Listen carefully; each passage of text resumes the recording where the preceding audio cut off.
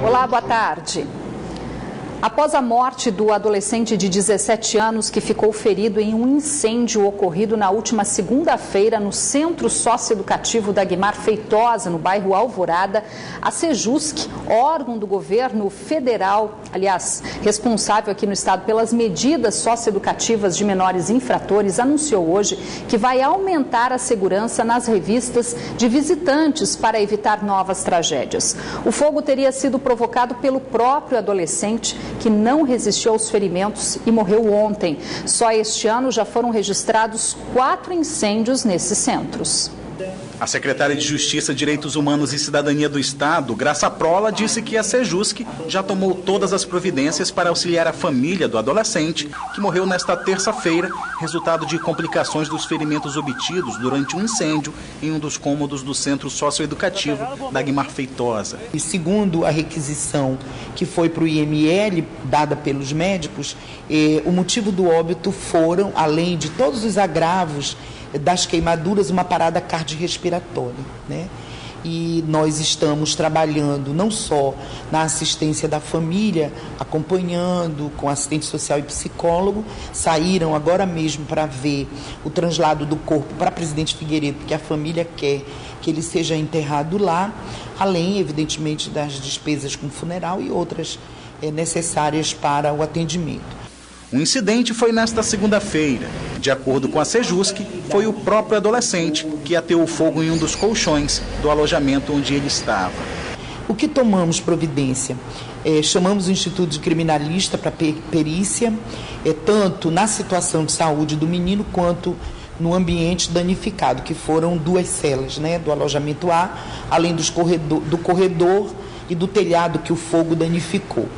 E tivemos também já instaurada, eu mesmo já assinei a portaria hoje, para ser publicada imediatamente, convocando uma sindicância administrativa para apuração, não é, de fato dos fatos ocorridos, inclusive com provas de parte da fita, porque o fogo queimou, não é, os fios da câmera e aí a gente não conseguiu gravar tudo. Este foi o 4º incêndio registrado em unidades socioeducativas da Sejusc nos últimos 4 meses.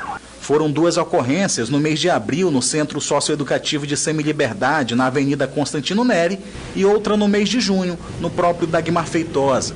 Sobre a entrada de materiais proibidos, como isqueiros, nas unidades, a secretária diz que já está providenciando medidas de segurança para evitar novas tragédias. Cigarro, isqueiro, droga, objetos cortantes, etc. Tudo isso é proibido porque depõe contra a segurança deles próprios, né?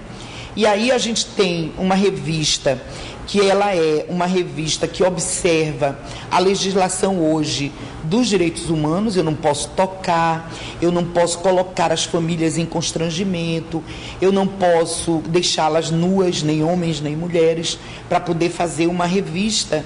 É óbvio que, assim como o sistema penitenciário, talvez a gente precise ter uma máquina de raio-x. Ela facilitaria mais. Este foi o 3º caso de morte registrado nos centros socioeducativos de Manaus nos últimos 10 anos. Um homem de 21 anos foi assassinado a tiros no começo da manhã de hoje no bairro Compensa, zona oeste de Manaus. Gabriel dos Santos Viana estava a caminho da padaria quando foi abordado por 3 homens em um carro. Um dos suspeitos, ainda não identificado, atirou contra a vítima. Segundo os familiares, o jovem já vinha sendo ameaçado há pelo menos 2 anos. Ainda não se sabe a motivação do crime. O caso está sendo investigado pela Delegacia Especializada em Homicídios e Sequestros. E a Polícia Civil apresentou esta manhã 3 homens suspeitos de assaltar um salão de beleza na capital na tarde dessa terça-feira. Mas os investigadores ainda procuram uma adolescente que também teria participação na ação criminosa. Cleidson Pinheiro de Almeida, de 20 anos, Flávio Sandro Oliveira da Silva, de 21, e Arlisson de Souza Marinho, de 25, foram apresentados esta manhã na Delegacia Geral de Polícia Civil. O trio foi preso na tarde desta terça-feira, 3 horas depois de invadir um salão de beleza localizado na zona centro-sul da cidade. De acordo com a polícia, os criminosos levaram dinheiro e pertences pessoais de clientes e funcionários do estabelecimento. Eles usaram um carro roubado e com placa adulterada para realizar o assalto. Entraram portando uma arma de fogo, um revólver calibre 44, um simulacro, foram agressivos com os clientes, intimidaram as pessoas. O trio foi preso na zona leste da capital após uma denúncia ao WhatsApp da Polícia Militar. Então nós deslocamos de imediato até lá, soubemos das gravações, das imagens, né? E porventura, né, o nosso WhatsApp de denúncia, né, o 9280-7574, ele funcionou muito bem, uma ferramenta fantástica. E nós recebemos a denúncia de moradores lá do Jorge Teixeira. Os 3 homens foram autuados pelos crimes de roubo majorado e associação criminosa, além de posse ilegal de arma de fogo de uso restrito. A polícia ainda procura uma adolescente de 16 anos envolvida no assalto e que seria namorada de um dos suspeitos. O Ministério Público Federal no Amazonas denunciou à Justiça 9 pessoas, entre elas o ex-secretário de Saúde do Estado e o sócio-gerente do Hospital Santa Júlia, por realizar contratos sem licitação entre os anos de 2011 e 2013. De acordo com o MPF, a alegação de que a unidade de saúde seria a única capaz de realizar cirurgias cardíacas infantis no Amazonas era falsa e o processo licitatório não deveria ser dispensado. A denúncia foi proposta pelo procurador da República, Alexandre Jabbour.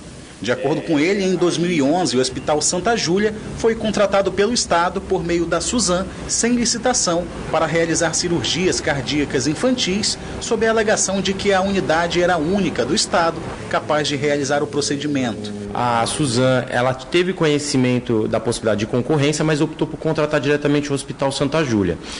Ao agir dessa forma, os responsáveis, as pessoas envolvidas, eles respondem por esse crime, né, cujas penas variam de 3 a 5 anos para cada ação praticada, né? Cada réu praticou mais de uma ação, então possivelmente essa pena pode vir a ser até maior. A prestação do serviço se estendeu por meio de aditivos e novas contratações até 2013, até que o TCE descobriu que outra unidade hospitalar do Estado também era apta a realizar o serviço. A desconstrução, ou então a falsidade, foi identificada inicialmente pelo próprio Tribunal de Contas do Estado do Amazonas, que através de uma ampla instrução verificou que o Hospital Adventista de Manaus, na mesma época, ele poderia prestar aqueles serviços, né? Esses fatos também foram confirmados através de oitivas realizadas aqui no Ministério Público Federal e todas foram encaminhadas à Justiça juntamente com a denúncia oferecida.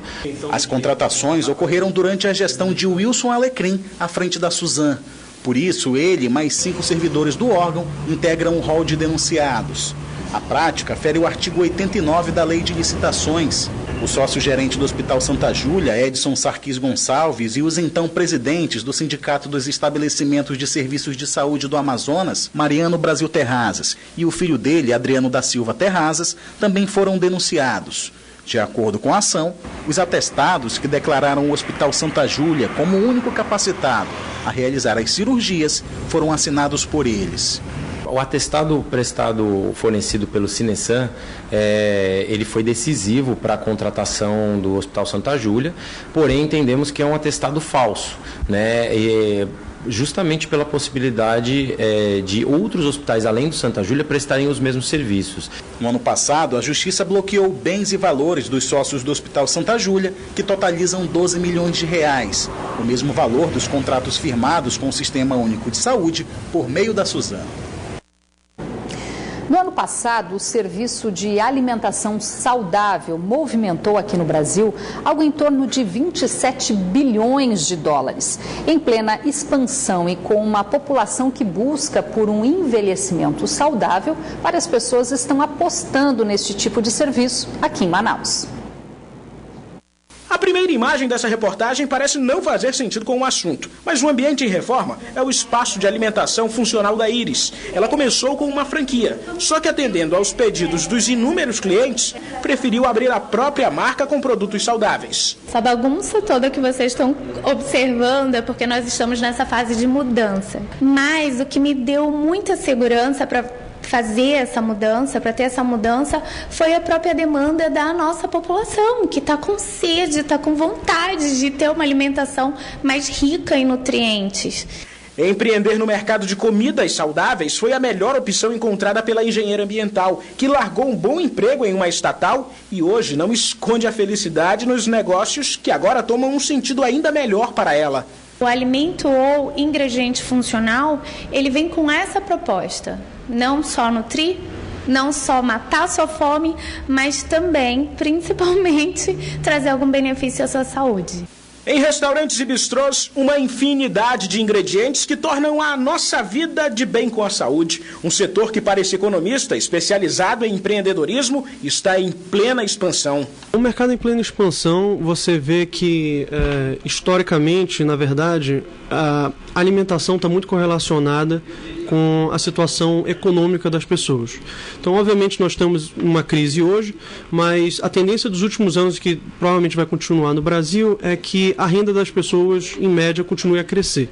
Então, é uma questão de prioridade. Com as pessoas com uma renda maior, eles conseguem dar prioridade a outras coisas, no caso a saúde. Elas conseguem pagar um prêmio para poder se manter saudável. O prato brasileiro, o do dia a dia, tem se tornado mais colorido e saudável. Só para se ter ideia, no ano passado, a alimentação saudável movimentou aqui no país algo em torno de 27 bilhões de dólares, segundo um levantamento da Euromonitor. Se existe crescimento no mercado, é porque pessoas como o Marcos estão em busca de saúde na alimentação. O tempo do coordenador escolar quase não permite a ele fazer uma boa refeição. A sorte é que o Linton abriu um restaurante por onde o Marcos passa, bem na hora do almoço. Você não gostava de salada? Não gostava de salada, mas só que foi importante, justamente por histórico de diabetes na minha família. Mudou o conceito, porque é uma comida muito boa, saborosa, nutritiva e saudável. No restaurante do Linton, nada tem conservante, tudo é fresquinho e o que vai para o prato é uma salada um tanto quanto recheada de nutrientes, aqueles necessários para a nossa saúde. O empresário está feliz por ter apostado num segmento que tem feito bem às pessoas e tem gerado um lucro que ele nem imaginava. Iniciar um empreendimento desse é complicado no ramo alimentício. Então, já iniciando, se pagando, já é um grande avanço. 3 meses de funcionamento e os clientes têm gostado bastante dos lanches rápidos e uma refeição em conta. Afinal, tem pratos bem acessíveis a partir de R$15. A partir do segundo mês tivemos um aumento de uns 10% a 15% e no terceiro mês subiu mais 10%, então em torno de 20% a 25%. Se o que foi planejado está dando certo, basta seguir aproveitando o que o mercado tem de bom a oferecer. Você tem que manter a disciplina. Obviamente que, estatisticamente, você vê que uma grande parte dos negócios acaba adaptando o seu plano de negócio no decorrer da aplicação do mesmo. Mas a essência dele você tem que manter.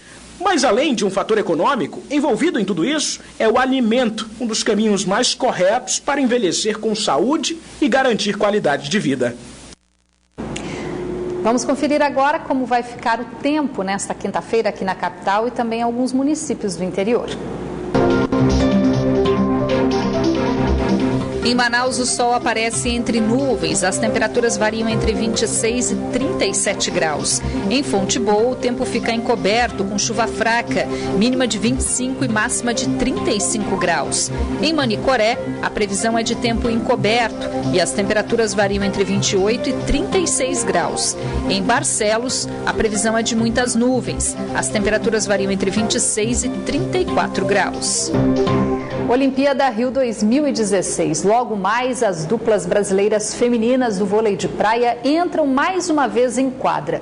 Uma em busca do ouro e outra para disputar a medalha de bronze. Mas bem distante do Rio de Janeiro, aqui em Manaus, meninos e meninas se preparam para o circuito Band Salvari de vôlei de praia, tendo como inspiração, claro, as melhores duplas do mundo. Recepção bem feita. Levantamento da Bárbara, vem a Agatha na rede, explora bem o bloqueio e dá no canto da quadra. Uma dupla feminino e uma dupla masculino do vôlei de praia do Brasil já estão garantidos nas finais da Olimpíada Rio 2016. Embaladas na disputa, Agatha e Bárbara fazem a final hoje à noite. Já Alisson e Bruno disputam a medalha de ouro nesta quinta-feira. O resultado das duplas brasileiras das areias de Copacabana empolgou os atletas do vôlei de praia aqui de Manaus. Fãs de um bom voleibol de praia, meninos e meninas do Amazonas alimentam o desejo de um dia disputar uma Olimpíada. Juliana tem 21 anos e é a caçula entre as atletas amazonenses. Apesar da pouca idade, a jogadora já disputa circuitos nacionais da modalidade. E pretendo começar a jogar o adulto, que é o que dá ranking para a gente chegar numa Olimpíada e chegar no circuito mundial. Então acho que eu estou só nos primeiros passos, mas claro, eu sonho assim como qualquer atleta. Disputar uma Olimpíada e se consagrar entre os grandes atletas é o objetivo dessa turma. Mas enquanto o desejo não se realiza, essa galera se prepara para disputar a segunda etapa do circuito Band Salvari de vôlei de praia, que chega na segunda etapa na semana que vem. Elas são demais, né? Inspira a gente em tudo, para continuar treinando aqui com as meninas durante a noite, durante o dia, e renovar a parceria, continuar com a parceria. Então elas são uma inspiração muito grande. E a gente acredita nisso, nessa nossa preparação diária, para conseguir um bom resultado na etapa. A preparação para o circuito Band Salvari de vôlei de praia tem sido puxada. A briga pela medalha de ouro certamente vai ser grande, o que é muito natural para quem tem como inspiração as melhores duplas do vôlei de praia do mundo. Novamente o Bruno, linda Bruno, vamos lá, Mamotão! Vamos lá, Mamotão! Lindo, gente, que emoção esse ponto! Excepcional, excepcional, Alisson e Bruno! É ponto para levantar! É ponto para levantar a areia! Para levantar a arena Copacabana vôlei de praia! Estamos na torcida. E agora o futebol. O campeonato amazonense começa na próxima sexta-feira, mas antes mesmo do início da competição, o técnico recém-contratado Dodô pediu desligamento do Rio Negro. O time estreia no estadual no dia 24 de agosto. Há menos de um mês na capital para estrear como técnico na equipe, o ex-atacante também fez um desabafo sobre a situação do time amazonense. Há quase um mês que foi anunciado pelo Atlético Rio Negro Clube para comandar a equipe de futebol no estado, o ex-atacante Dodô explicou esta manhã os motivos que o levaram a desistir do projeto voltado para o campeonato amazonense deste ano. De acordo com ele e o preparador físico Sandro Sargentin, que também pediu desligamento, a principal motivação foi a falta de estrutura mínima para desenvolver o futebol profissional com o clube do Amazonas. Para se fazer futebol profissional, você precisa das condições básicas para isso ser feito. E a gente não teve. Desde o primeiro momento, a gente protelou bastante, a gente fez reuniões, a gente pediu.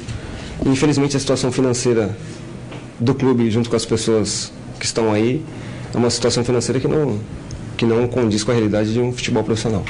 Dodô afirmou ainda que as dificuldades para realizar os treinos eram constantes e até água para hidratar os atletas chegou a faltar. Coisas básicas, como suplementação, como água. Na primeira semana a gente não tinha água para treinar. A gente treinava muitas das vezes longe, 1 hora de distância, e a gente tinha um ônibus precário para ir. A gente não tinha nem, às vezes, fruta para dar para os jogadores depois do treino. A gente penou com materiais de trabalho no dia a dia, que eu tive que, com o meu dinheiro, comprar algumas coisas. Eu fico até meio constrangido em falar isso, porque é chato, mas eu tenho que também falar os motivos por que eu estou saindo, porque se tivesse tudo bem, eu não sairia. Dodô, que já passou por times do país como São Paulo, Palmeiras, Botafogo, Fluminense e até pela seleção brasileira de futebol, veio este ano para Manaus a fim de realizar o seu primeiro trabalho como treinador, após se aposentar dos gramados em 2015 e fazer cursos e estágios como técnico. E, infelizmente, a expectativa que eu tinha, que a torcida tinha, tem que ficar feliz, porque as pessoas acreditaram que seria uma possibilidade de mudança e infelizmente o dia a dia mostrou pra gente que as coisas não iriam acontecer. Após o pedido de demissão do Rio Negro, na tarde desta terça-feira, Dodô programou viagem para São Paulo esta noite. Pena, né? O Band Cidade fica por aqui, mas continua na internet, onde você pode acompanhar outras notícias nas redes sociais, Facebook e Twitter da Band Amazonas. E para rever as nossas reportagens, acesse youtube.com/BandAmazonas no link vídeos. Fique agora com as notícias do Jornal da Band. Boa noite para você, até amanhã.